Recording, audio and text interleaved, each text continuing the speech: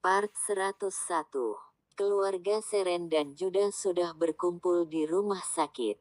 Kakek Dirga dan mama gadis sudah berada di rumah sakit setelah kakek Wijaya menyiapkan jet pribadi untuk menjemput mereka. Sedangkan kakek Wijaya dan nenek Julia langsung berangkat menuju rumah sakit setelah Judah memberikan kabar tentang kelahiran cicit mereka. Dan Judah, dia selalu di samping Seren dan tak pernah beranjak meninggalkan dia walau sedetik pun. Judah, apa kalian sudah menyiapkan nama untuk putra dan putri kalian? Kakek Dirga bertanya kepada Judah. Judah yang duduk di samping Seren saling menatap untuk sesaat, kemudian tersenyum sebelum menjawab pertanyaan sang kakek. Sudah kek, kami sudah mendapatkan nama untuk mereka. Yang laki-laki Biru Putra Kusuma dan yang perempuan Jingga Putri Kusuma. Jawab Judah dengan tenang. Sungguh nama yang indah. Semoga bisa membawa keindahan juga warna baru pada kehidupan kita ke depannya. Kata kakek Wijaya diikuti anggukan dan senyuman dari semuanya. Risti, Nadia dan Jimmy sedang berada di ruang Nadia. Nadia sudah dengar belum? Nadia mengernyitkan alis mendengar pertanyaan Risti. Kemudian bertanya kembali. Apa? Mbak Seren sudah melahirkan sepasang bayi kembar. Seketika wajah Nadia berubah cerah. Benarkah? Sungguh berita yang bagus. Penerus keluarga Kusuma telah lahir ke dunia ini. Tapi bukankah kandungan Seren baru berusia 7 bulan ya? Kemarin waktu telepon ke Seren tiba-tiba mati teleponnya. Entahlah, tapi Mas Hendri bilang terjadi pendarahan ringan pada Mbak Seren. Makanya dokter memutuskan untuk melakukan tindakan operasi secepatnya. Tunggu, Mas Hendri. Sejak kapan kamu memanggil dia dengan sebutan Mas? Seketika wajah Risti berubah merah. Tidak, aku memang memanggil semuanya dengan sebutan Mas. Pada Mas Jimmy dan Mas Satya juga sama saja kok, hanya pada Tuan Judah saja yang berbeda. Nadia dan Jimmy saling memandang dan tersenyum. Itu membuat Risti semakin tertunduk malu. Sudahlah, aku permisi dulu, masih banyak pekerjaan yang harus kukerjakan. Risti meninggalkan mereka berdua untuk menghindari tatapan curiga pasangan itu. Sejak kapan Risti dekat dengan Hendri? Kukira dia dekat dengan kakakku. Nadia terlihat berpikir. Tidak, aku sudah beberapa kali melihat Risti dan Hendri bersama. Terkadang Hendri menjemputnya saat jam pulang kerja. Tentu saja kalau Tuan Judah tidak ada kegiatan lain yang mengharuskan Hendri ikut. Kata Jimmy yang sedari tadi duduk di samping Nadia. Nadia hanya menganggukkan kepala tanda mengerti. Oh iya, bagaimana dengan perusahaan Dinata sekarang? Apa yang akan kamu lakukan dengan itu? Aku belum memiliki rencana yang lebih jelas untuk mereka semua. Aku akan mengumpulkan bukti lebih banyak lagi agar bisa mengungkapkan semua perbuatan jahat mereka. Dan aku juga akan mencari kesempatan yang tepat untuk bisa mengungkapkan semuanya di depan umum. Aku ingin mereka sendiri yang mengungkapkan semuanya.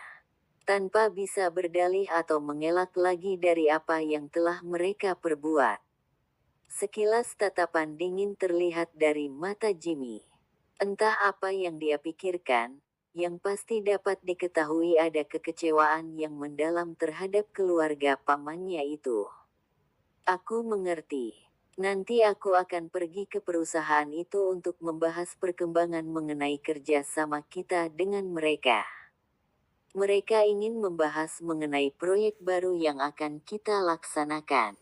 Mungkin aku akan mengajak Risti untuk pergi bersama denganku. Aku sungguh tidak yakin jika harus pergi sendiri ke sana. Entah kenapa tatapan Jody terhadapku sungguh membuatku tidak nyaman sama sekali. Nadia terus merubah ekspresi wajahnya saat berbicara. Dan Jimmy mendengarkan dengan seksama. Mungkin aku bisa menemanimu pergi ke sana. Nadia menggelengkan kepala saat Jimmy menawarkan diri untuk menemaninya. Tidak, kamu akan merusak semua rencana kita, jika kamu ikut menemaniku pergi ke sana. Akan tiba waktunya saat kamu harus menunjukkan diri di hadapan mereka semua. Bersabarlah. Baiklah jika itu lebih baik menurutmu. Aku akan menunggu di sini. Jimmy mengalah dan tersenyum dengan lembut. Kamu yang jadi tujuan hidupku sekarang ini. Apapun akan kulakukan untuk bisa bersamamu. Dan untuk saat ini, aku harus menyelesaikan urusanku dengan pamanku sebelum kita menikah. Aku tidak ingin kamu menanggung malu karena harus menikah dengan pria yang dianggap menyelewengkan dana perusahaan. Jadi akan kupastikan, aku mendapatkan kembali nama baik serta statusku. Gumam Jimmy dalam batinnya. Seren dasi kembar masih berada di rumah sakit. Dia baru diperbolehkan pulang esok hari. Keluarga Juda dan Seren sudah pulang karena Juda tidak mengizinkan mereka untuk menginap di rumah sakit. Juda tidak pernah meninggalkan Seren, dan pekerjaannya di kantor untuk sementara ini diserahkan kepada Henry. Henry yang sibuk pun semakin kewalahan dengan pekerjaan Juda yang selalu menumpuk. Tuan, tidakkah kamu membiarkan aku untuk berkencan dengan tenang sehari saja? Henry menangis di kantor dalam tumpukan dokumen yang harus diperiksanya. Sedangkan di rumah sakit Juda tengah memanjakan sang istri. Apa kamu sudah merasa lapar? Aku sudah menyiapkan bubur untukmu. Juda membawa semangkuk bubur di tangannya dan duduk di hadapan Seren. Buka mulutmu, pinta Juda yang hendak menyuapi sang istri, tapi Seren malah memicingkan mata melihatnya. Sayang, aku ini habis melahirkan dan perutku yang dijahit, bukan tanganku. Aku masih bisa makan bubur ini sendiri. Seren berkata dengan lembut disertai senyum di wajahnya. Tidak, biarkan aku yang melakukannya. Aku ingin menyuapimu. Aku ingin selalu memanjakanmu. Jika perlu aku akan melakukan semuanya untukmu. Wajahnya yang tampan dan berseri, disertai senyum yang menawan bagaikan matahari pagi yang memberikan kehangatan juga cahaya dalam hidup Seren. Setelah kegelapan yang selama ini Seren rasakan, Judalah yang menjadi penerang untuknya yang menuntun jalan di depannya. Menyinari hidupnya juga kedua buah hati mereka. Dialah tujuan akhir hidup Seren setelah perjalanan panjang. Meskipun orang lain mengatakan Juda bagaikan gunung es yang tak bisa disentuh, tapi bagi Seren, Juda bagaikan matahari yang selalu memberikan kehangatan. Seren terus menatap Juda dengan pesonanya. Hingga suara ketukan pintu menyadarkan Seren dari lamunannya. Tok tok tok, ceklek. Mereka pun menoleh secara bersamaan ke arah pintu, dilihatnya Stephen dan Mario yang datang berkunjung.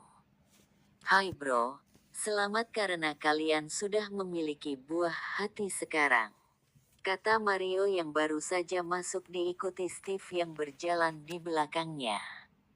Dan kamu, harus bersikap lebih lembut dan pemaaf mulai sekarang. Kata Steve sambil menunjuk Juda. Seren hanya tersenyum sedangkan Juda mengangkat bahu sambil berkata dengan tenang. Entahlah, mungkin selama tidak melukai atau menyakiti keluargaku, aku masih bisa mempertimbangkannya. Tapi jika sudah melewati batasku, aku tidak bisa menjamin apa yang akan terjadi. Ish, sungguh pria yang satu ini. Benar-benar tidak ada belas kasihnya sama sekali. Mario berkata dengan nada mengejek tapi Juda hanya diam saja dan terlihat tidak merubah ekspresinya sama sekali. Wah, anak-anakmu sungguh lucu. Bolehkan aku menggendongnya? Steve bertanya tanpa menoleh ke arah Judah. Dia terus saja menatap kedua bayi bergantian. Tidak, kalian tidak diperbolehkan untuk menggendong mereka. Judah memandang dengan sinis. Mario kesal mendengar komentar Judah.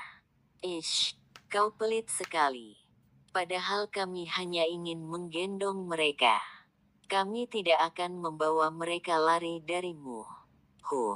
Seren tertawa melihat reaksi dari suaminya. Dia terlihat menggemaskan. Jika sedang posesif seperti itu, pikir Seren. Sudahlah sayang, biarkan mereka menggendongnya. Siapa tahu nanti mereka ingin segera menikah setelah menggendong Biru dan Jingga. Lihatlah kakak ipar begitu baik. Sedangkan kau, sama sekali tidak menganggap kami temanmu. Dia memang baik tapi aku tidak. Seren akhirnya berhasil membujuk Judah agar membiarkan mereka menggendong Biru dan Jingga. Siapa nama mereka? Kata Steve yang sedang menggendong Biru. Yang laki-laki Biru dan yang perempuan Jingga. Kata Seren dengan lembut. Aish, mereka begitu menggemaskan. Biru dan Jingga, nama yang bagus. Mereka bisa memberi warna untuk hidup si gunung es yang kaku ini. Kata Steve yang kesal pada Judah. Judah tidak merespon, dia terus saja menyuapi Seren. Lihatlah, dia mengabaikan kita. Dia terus saja menyuapi istrinya. Dan kita ini dianggap babysitter yang menjaga anaknya. Sungguh menyebalkan. Kalian kesini hanya untuk mengoceh saja. Kalian berisik sekali, membuat telingaku sakit. Judah tidak berhenti dari apa yang sedang dilakukannya dan berkata dengan nada yang begitu dingin. Tidak, akhir-akhir ini ada yang menyelidiki tentang perusahaanmu. Kurasa mereka ingin menggali lebih dalam tentangmu. 3 sekawan ini bukanlah orang biasa, jadi mereka memiliki mata-mata dimanapun. Biarkan saja, mereka hanya akan menggali kuburnya sendiri jika mau berurusan denganku. Judah tetap tenang tapi kata-katanya begitu dingin dan mengancam. Ya sudah kalau begitu. Kami akan selalu ada jika kamu membutuhkan bantuan. Meskipun mereka terlihat tidak akur, tapi mereka merupakan sahabat sejak kecil. Jadi mereka saling mengetahui sifat masing-masing.